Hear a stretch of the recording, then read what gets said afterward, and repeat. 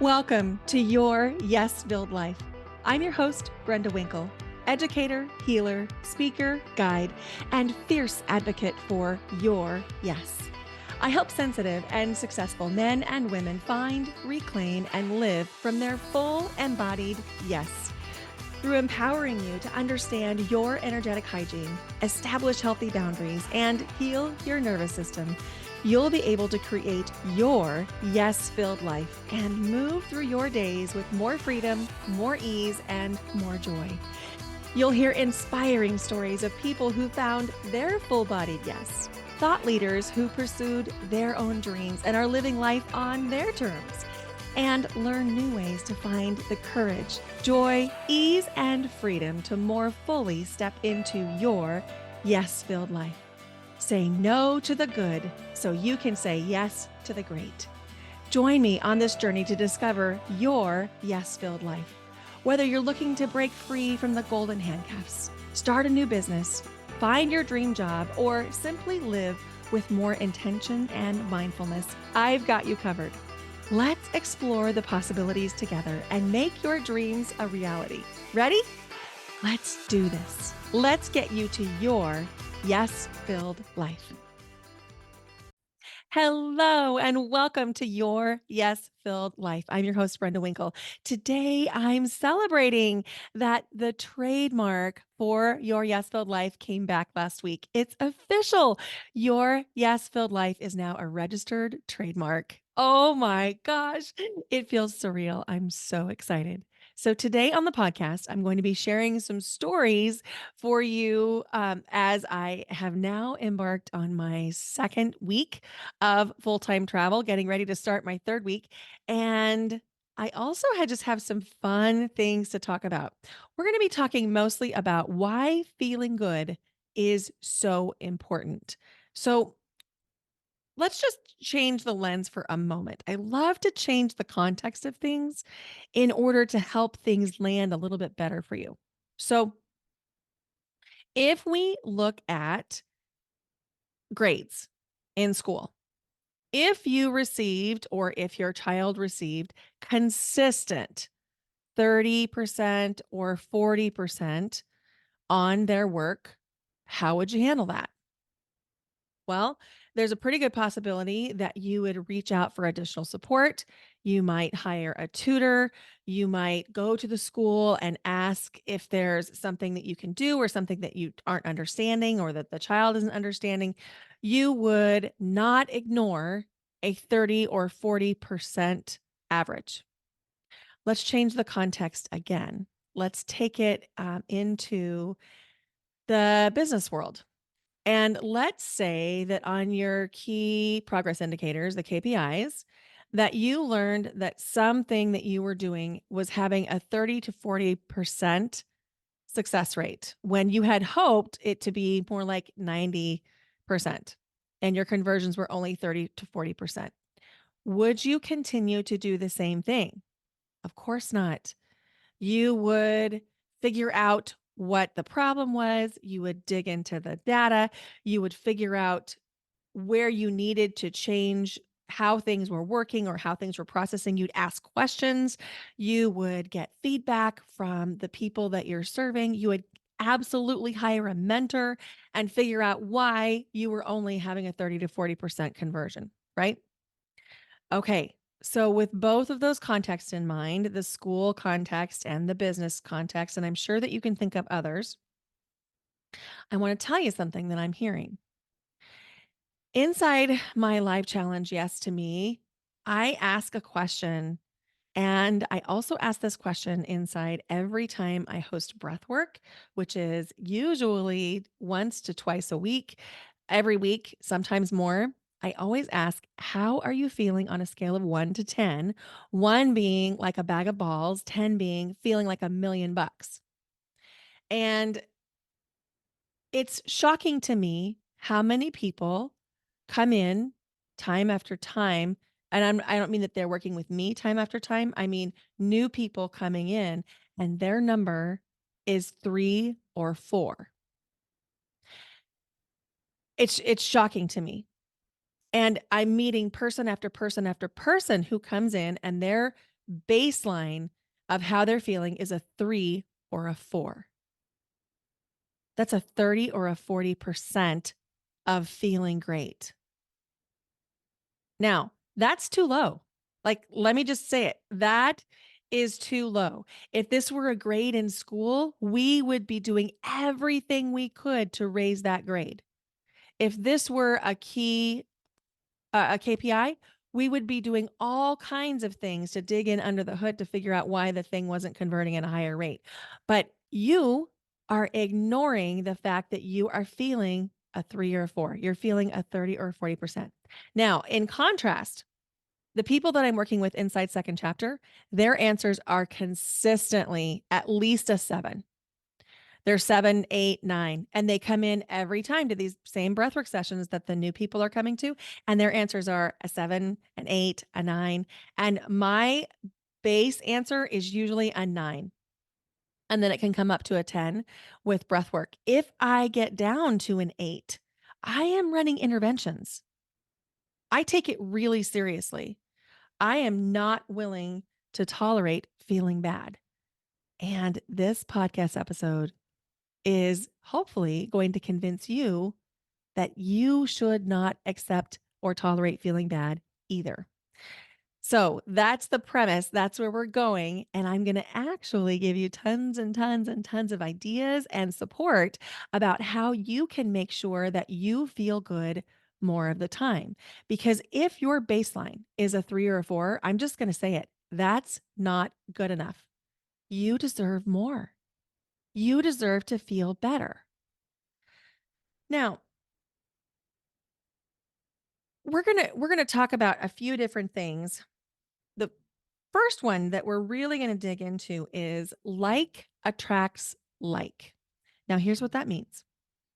If I have a magnet, that magnet is going to attract steel shavings or other kinds of metal that can be magnetized. Yeah? There are certain kinds of metal that cannot be magnetized and they are repelled.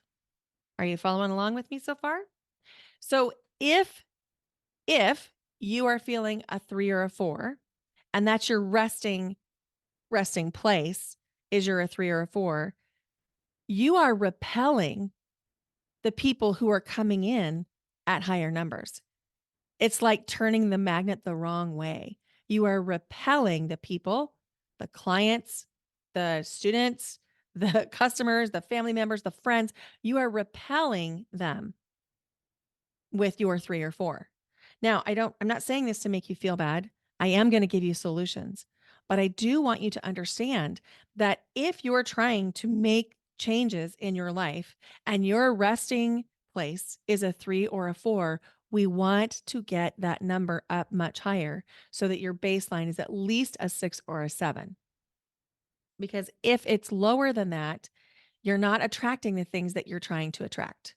You can't, because the energy does not match. So you probably know, unless you're brand new here. And if you're new, welcome. Glad you're here. If you've been listening for a while, you know that I was a music educator for 26 years. Now, what you may not know is that if you are tuning a guitar or another stringed instrument, when you hit the actual in tune vibration, let's just say that you are tuning up a C string, the other C strings in the room that are tuned to the same frequency will also vibrate. Now, I had a wall of ukuleles in one of my classrooms in Boise. And when I say a wall of ukuleles, I mean, I think we had 26 ukuleles. And so I would often, I mean, often, daily, I would start the day and I would go tune the ukuleles. And it was so fun to get them dialed into being in tune, because when I would pluck the strings, the other strings that were in tune would actually vibrate and you could hear a very soft note. Like attracts like. So another way to demonstrate this, besides the ukuleles and the tuning of the strings, is that people feel the energetic birthplace of where you're creating. So, have you ever gotten a text or an email from someone, and even though the words seemed fine, you felt the energy behind it and you knew they were upset or sad or mad? You're feeling the energetic birthplace that communication came from. And the same is true for you. People are feeling the energetic birthplace of where you're coming from. Now, if your baseline is a 3 or a 4, then anybody who is at a higher vibrational frequency, they're feeling better in their body, they are not going to want what you're offering because it would require them to feel worse. Can you see what I'm saying here? Which is why we want to get your baseline up higher so that you can attract the people whose feeling state, whose baseline is higher because they're feeling that energetic birthplace. So, a couple of things that you can do to make sure this can happen would be like to go dance it out. Now, I love dancing, and so this is always my go-to. So I just put on some music that I love. I have a high vibes playlist on Apple Music. In fact, I'll put that in the show notes so that you can access my high vibes playlist if you choose. And I just put it on shuffle, and I assume that whatever song I'm supposed to hear will play, and then I just let it play and I dance it out. Sometimes if I'm on a walk, I'll put it on and I'll walk to it and I'll walk to the beat, but I absolutely will not tolerate feeling bad about anything, whether it's emotional or physical. So that's one thing that you can do. I've got more ideas here that I'm going to share with you throughout this episode. But you can get yourself energized, juiced up, feeling better, whether it's breath work or dancing it out or getting a somatic coaching session, and then create that thing. Now your energy is going to attract people who are at that better feeling state. This is the same phenomenon that's at play when you are trying to apply for jobs and you're telling yourself you can't get any job applications through to the interview stage. Well, if you're at a really low baseline, that's why. It's because they're being repelled by the energetic birthplace of the application. So, tending to this is critically important. It cannot be ignored. It can't be ignored. And I know that I haven't talked a lot about this on the podcast, but we talk about this inside Second Chapter, which is my group healing and coaching program all the time. And one of the phrases that I use is keeping your energy squeaky clean. When you have squeaky clean energy, it means that your energy is running in your body in a way that feels expansive and energized and lit up and just feeling really, really good. That's how we magnetize things to ourselves. If we don't tend to this and we don't keep our energy squeaky clean, all kinds of stuff can start to happen. Can you be successful without squeaky clean energy? Sure, people do it all the time. All the time. You could make a case that a lot of our politicians are doing it all the time.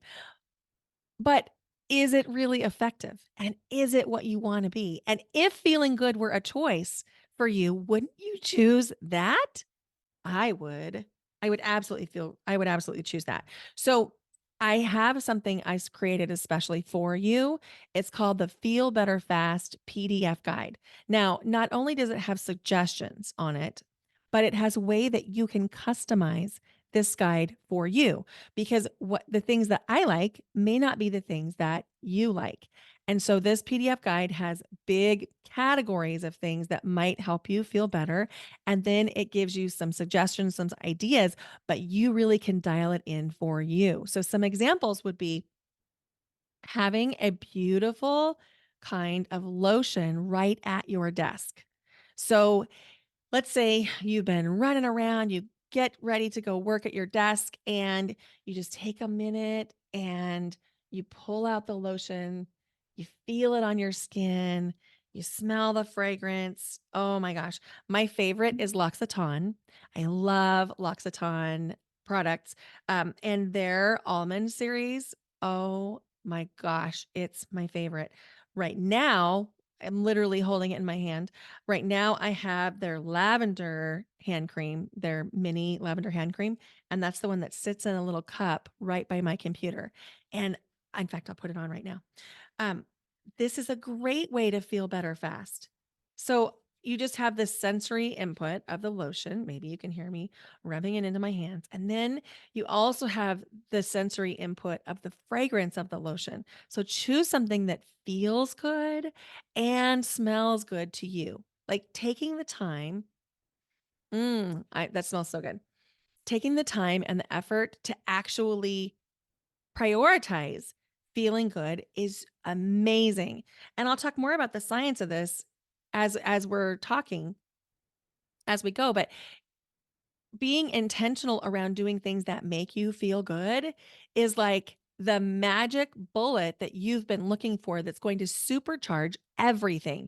It's going to supercharge your business if you have a business. It's going to supercharge your career if you have a career. It's going to help mitigate the workplace conflict you may be dealing with. It's going to help relieve the pressure in your relationships. It's going to add money to your bank account and abundance to your life. I mean, feeling good is it is the baseline for everything else that's coming.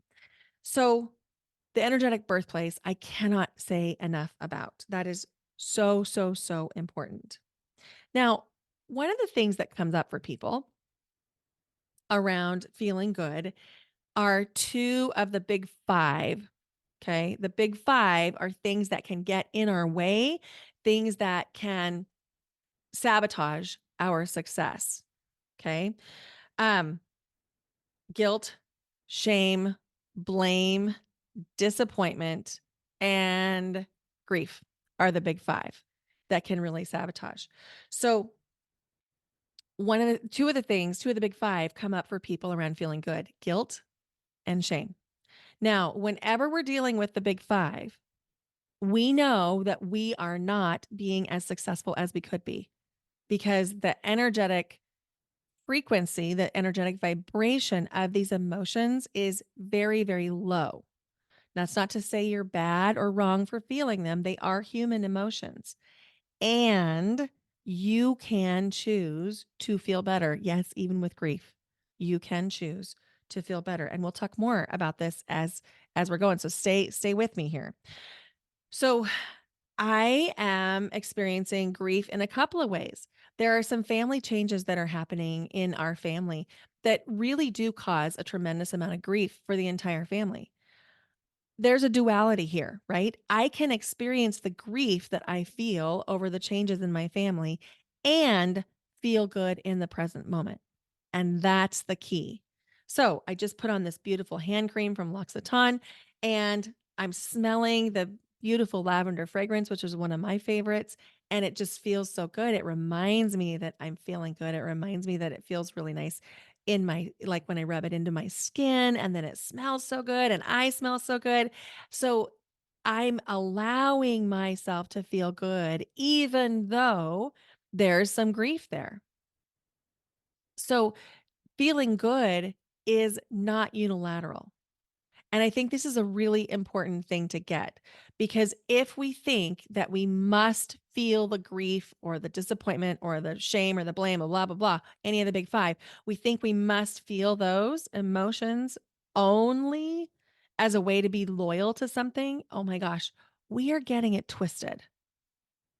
It's so important to allow yourself to feel completely all the way through your emotions. We are not into spiritual bypassing here at Your Yes Filled Life. We do want to feel all the emotions and and we want to create ways that you can feel better. Okay? So when I say guilt, a lot of times there's a guilt over feeling good if someone around you is not. Or this might be true for you. There's a guilt around feeling good if someone around you has chosen not to feel good. Does that one ring a bell? Oh my gosh, that comes up for a lot of people. Let's say, for example, you have a loved one at home that's sick, whether it's chronically sick or just acutely sick with something.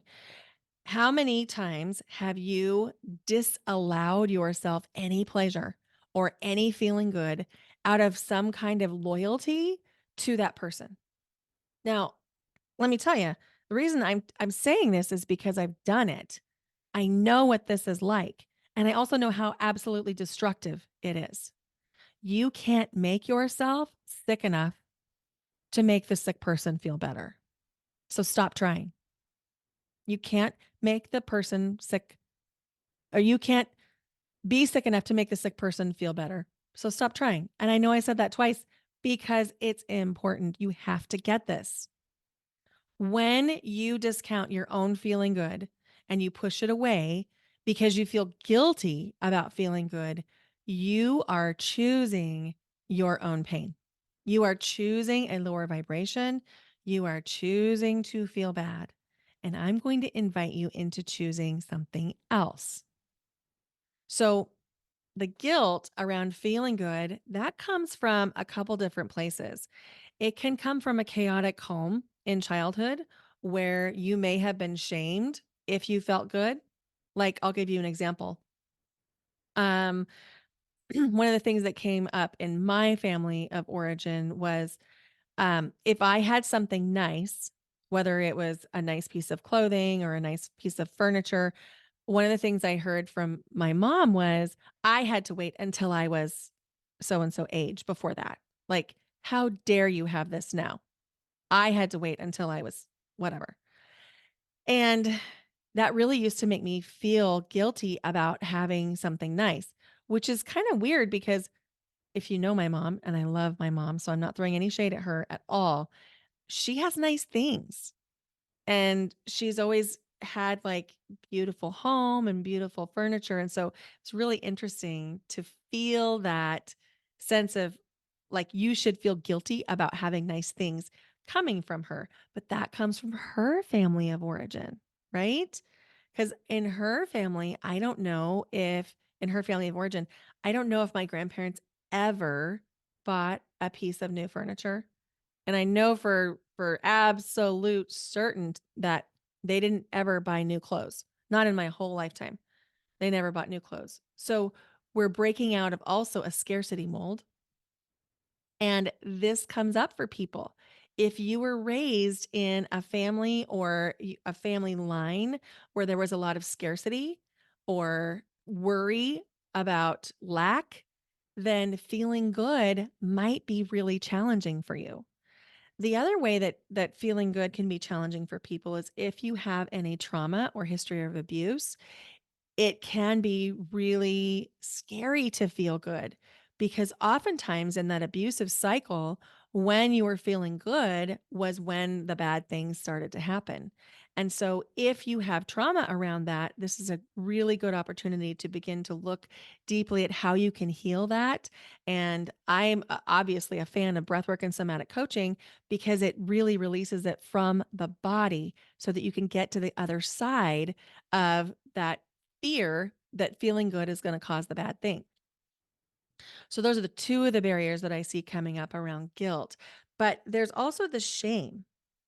So sometimes, and especially again, this comes from the messages that we received as kids for most of the time, which is why we talk about inner child healing so much inside Second Chapter, my group healing and coaching program. When we talk about inner child, a lot of times there's kind of this idea that there's one inner child. Like, I'm going to talk to this inner child. There's just one inner Brenda. Well, that's not true. There's like a whole, as my mentor Raina says, there's a whole preschool down there. There's a whole preschool down there. So I have an inner 13-year-old, I have an inner 2-year-old, an inner 3-year-old. I have all of these inner children that have come about because of an unmet need. Now, let's be really clear. We're not blaming anybody. We're not blaming my parents. We're not blaming your parents. We're not blaming anybody for having unmet childhood needs. An unmet childhood need can come from something really simple like I had a bid for attention, or maybe you had a bid for attention and then your mom was busy cooking dinner and she said, I need 5 more minutes. And to your little 3-year-old heart, that may have felt like rejection. And then that can create an unmet need in the 3-year-old self, and that 3-year-old self gets stuck there in time, frozen in time. So every time someone's busy for you, you can end up feeling that same sense of rejection, which means that your inner 3-year-old is running the show a lot of the time. So when we're talking about inner child healing, that's one of the things, one of the best ways that we can really, really start to release that shame and that guilt.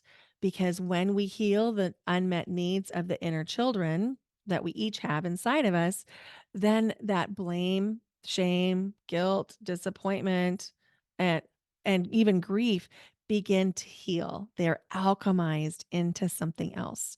So, inner child healing is so, so, so important. And, the best thing that I think, and of course I'm biased, I'll just admit it, I'm biased about breathwork and somatic coaching. The reason that I love them so much is because you can have an awareness around the healing that needs to happen, but you don't have to relive it. And unless you're dealing with a trauma informed therapist, reliving it can actually re-traumatize you. Now, I do have some really, really great trauma-informed therapists if you're ever looking for a recommendation. There's some beautiful people that I am peers with that I do recommend, and I am a person who's pro therapy, and I really believe in somatic coaching and breath work for healing trauma. So that kind of clears up that. Now, about the guilt and the shame, I could say more, but I'm not going to because I'm going to move on to the next thing, which is, have you ever noticed that there's a correlation between your ability to be creative and feeling good? Yeah, that's because when you're feeling good, you are in the flow. And when you're in flow, that's when the creative downloads can hit. So, feeling good is a way to supercharge your creativity. And again, I've created this guide for you. It's called the Feel Better Fast Guide. I'm going to put the link to it in the show notes, or you can go to brendawinkle.com/feel better fast. That's all lowercase, all one word. And that guide is a way for you to customize so that you can feel good. You can find ways unique to you that feel good, like flavors that you like, things that are fun, things that make you smile, things that make you feel good, songs that you love, all the things, because we want you to be in that creative flow. Why? Well, because you are uniquely you and we need your gifts. In this world, in this time, in this planet, we need your gifts now more than ever. I guarantee you that you are a light worker or a light leader if you're attracted to this podcast, and we need you. And one of the ways that you can really be of service is by tapping into the creative flow to bring forward your gifts. And the key to that creativity is feeling good. That's why when you feel like a bag of balls, you can't think of what to do, which is why I really want you to go grab this free guide, because that's the thing. When you feel like a bag of balls, you literally cannot remember what you can do to make yourself feel better. In fact, I've told this story before, but I think it's important to tell again. When I was a brand new single mom, I'd been a single mom like 6 or 8 months. I had the recognition that I wanted to have more fun and that things were really serious in my house with my daughter who was like 5, maybe 6 at the time. And I knew we needed to have more fun, but I literally couldn't remember what we liked, especially if I was in a moment of feeling stressed or scared or sad. I couldn't remember what we liked. So one Sunday afternoon, we pulled out some printer paper, just 8.5 by 11 paper, and we brainstormed all the things that we could think of that felt fun. Sidewalk chalk, going to the river, blowing bubbles, taking the dogs for a walk, jumping on the trampoline. We wrote down everything we could think of, and then we cut them into little strips of paper and dropped them into a round vase that we called a rose bowl in my family, because you could put one beautiful rose in the bowl and then you could see it. But anyway, we put those pieces of paper in the rose bowl.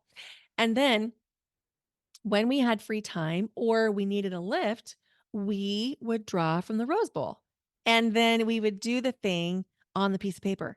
Now, as time went on, we eventually came to a point where if we drew something and we wanted something different, we'd say, "Oh, well, we got bubbles, but I really wanted to go to the river today. What do you think?" And then we would start to choose our own thing. So we built the muscle. We built the muscle around feeling good. We built the muscle around remembering what we liked. And I want to give you total permission to do the same thing. If you haven't done this before, it's going to feel really foreign. And so the more scaffolding you can give to yourself, the better. Because when you're starting this journey and you're making sure that you're feeling good more of the time, it's so easy to forget the things that make you feel good. Again, because when you're feeling badly, you don't have access to that creativity. So this is a really, really important thing to do. And that's why I created this guide for you.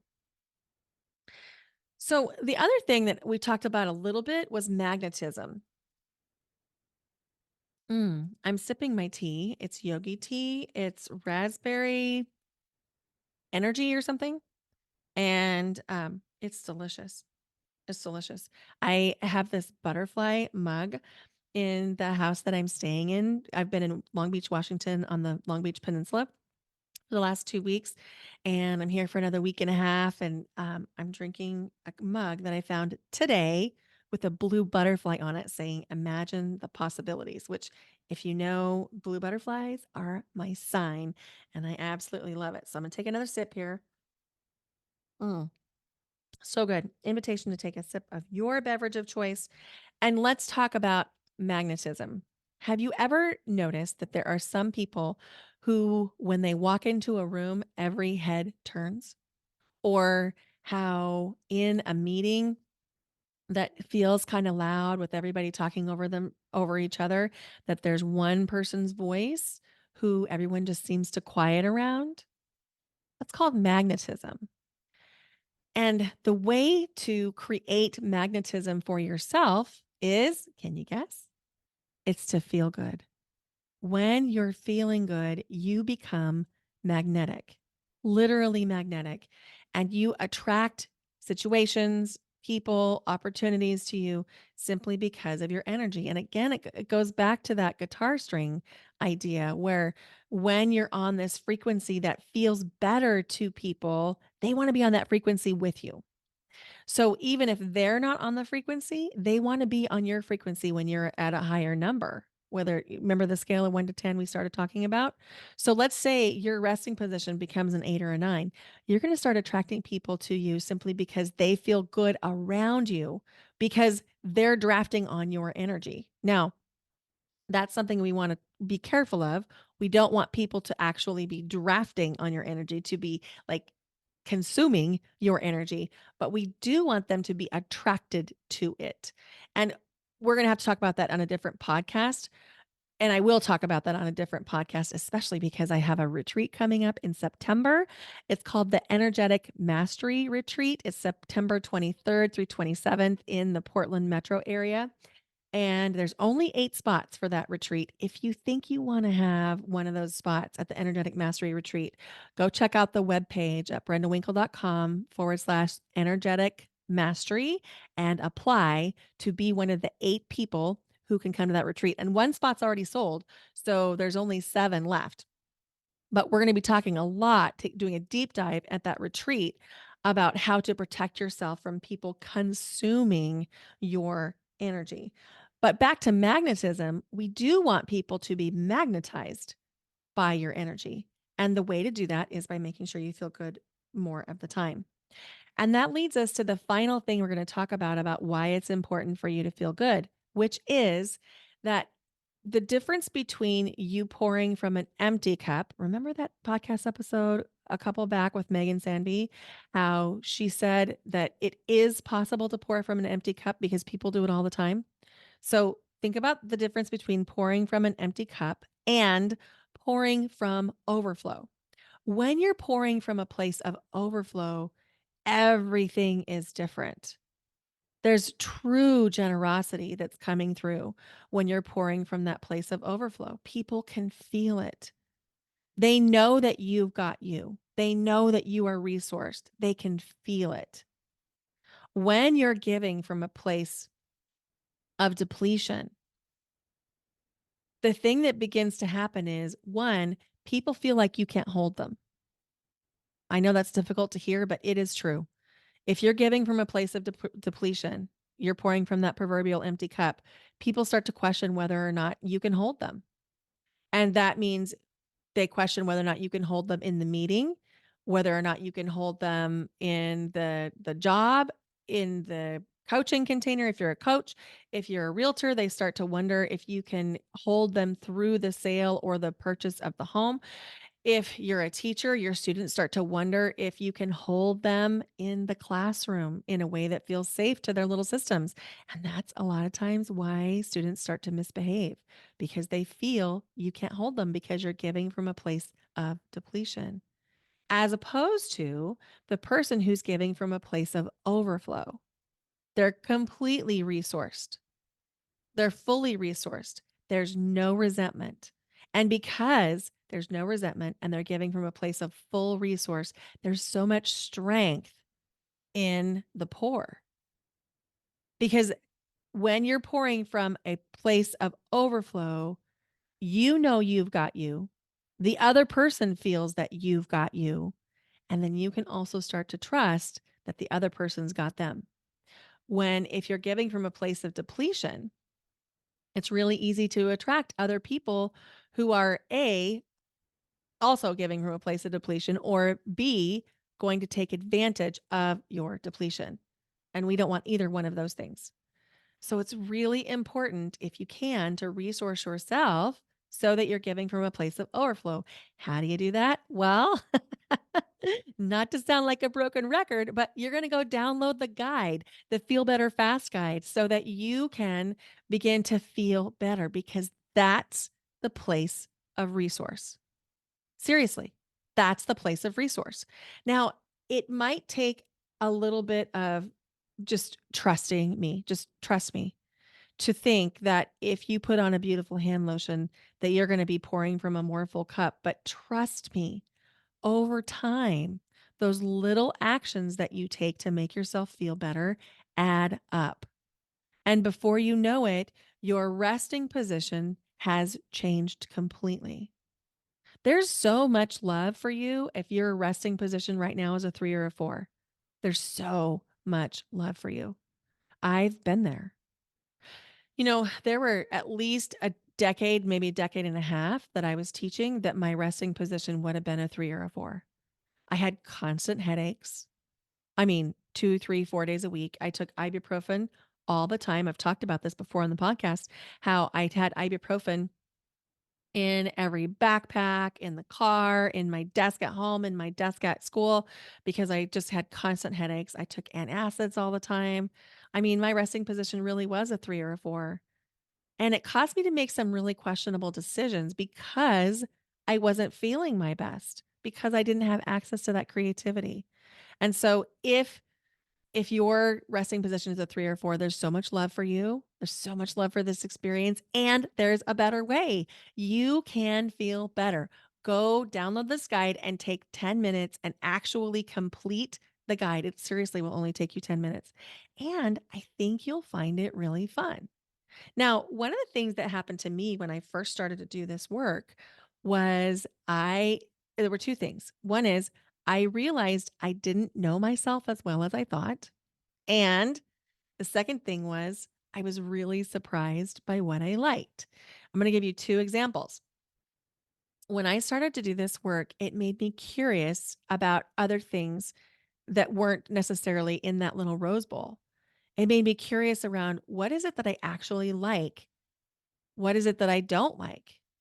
And so I was just open and curious going through my normal day. We'd been doing this work inside the fishbowl or the rose bowl for probably a couple of months when we came home one Sunday afternoon from an outing at the Boise River, which is where we loved to go. We loved to walk on the green belt with my daughter and my dogs. And oh my gosh, we just had the best time. So I came home, and on the counter was a crock pot that had roast beef and carrots and potatoes and onions.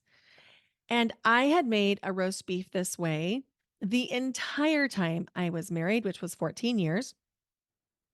And I made it every Sunday. And then I'd been divorced for a while, like probably almost a year at this point. I'd been divorced and I was still making a roast every Sunday.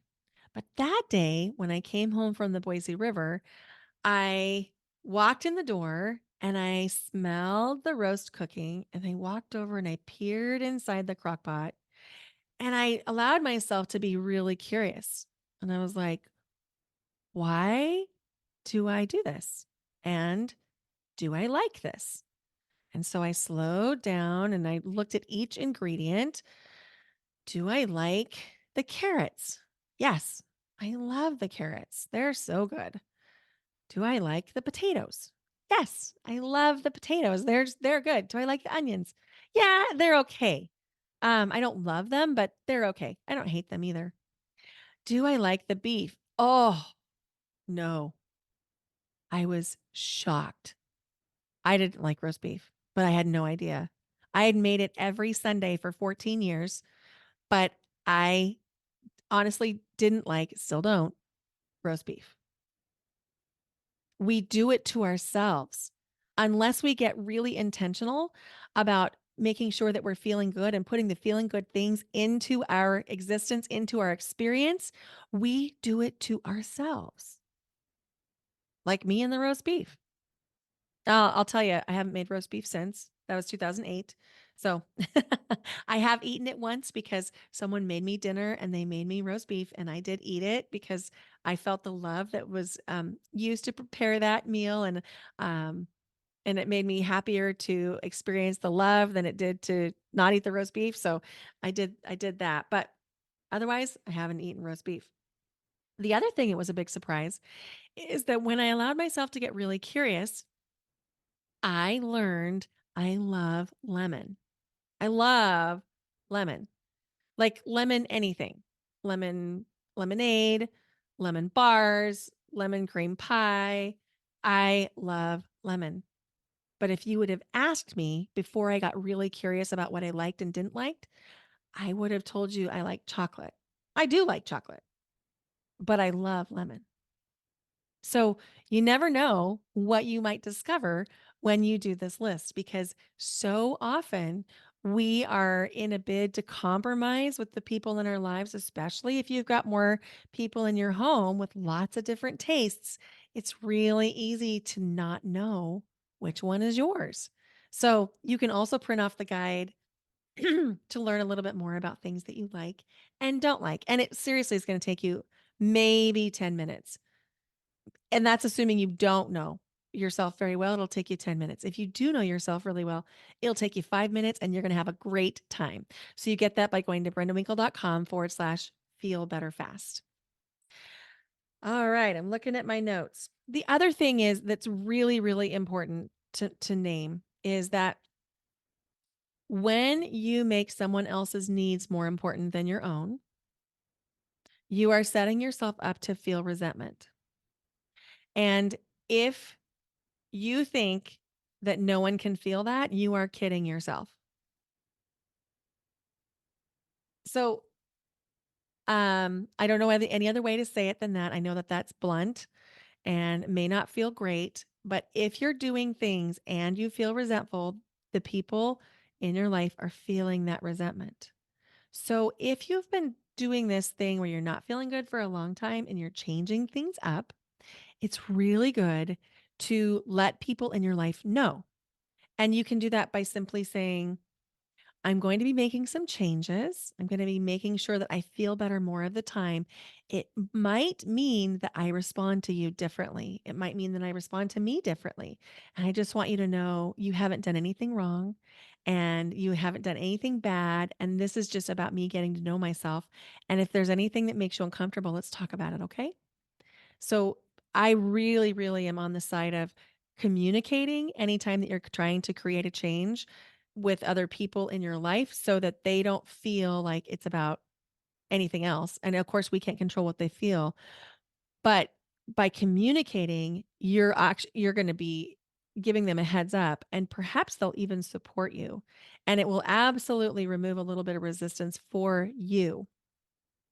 And then if you note, I mean, most people notice that when they start to communicate their needs more to their loved ones actually are relieved. They have wanted you to say what you wanted and needed. And the more that you do that, the more intimate your relationship can become. Communication is, oh my gosh, it's so, so, so important. And even the simple things like saying, I really love lemon can help someone feel closer to you because then when they go to the store and they're like on the fence of what to get, they know that you really like the lemon thing. They're going to bring that home and then that feels a way to you. So, invitation to do this work and bring your family along with you. Heck, you could download this, you could save a couple versions of it and ask your partner or your loved one to do it too. And you could make it a couples activity or you could even do this with your kids and make it a family activity. It could be really fun and a great way for you to get some deeper connection with the people that you love because connection, oh my gosh, connection just feels so good. And when we're connected in ways that feel really safe, the things that you can do and create are absolutely mind blowing. So, the goal of this entire episode is to help you understand why it's so important that you feel good more of the time. The secondary goal is that you're going to actually improve your relationships because you're feeling good more of the time. You're going to have more capacity to show up for the people in your life, and you're very likely going to notice that you're communicating things in a new way. So, I can't wait for you to get started and download this guide. So, if you have any questions, feel free to DM me on Instagram at Brenda Winkle, email me at brenda@brendawinkle.com. I'd love to hear from you. In fact, it's my favorite thing. I love it when you ask me questions or when you let me know that you've heard an episode. And if you loved this episode, would you please consider sharing it with a friend? Your 5-star review is probably the most helpful thing you can do for the podcast. And if you haven't left a rating or review in a while or ever, invitation to do so if you felt this episode was helpful and supportive for you. Thank you so much for listening to your Yes Filled Life. I'm so grateful to have you along with this journey. Like, I just can't even tell you. So grateful for you. Thank you for listening. Bye for now. Until next time.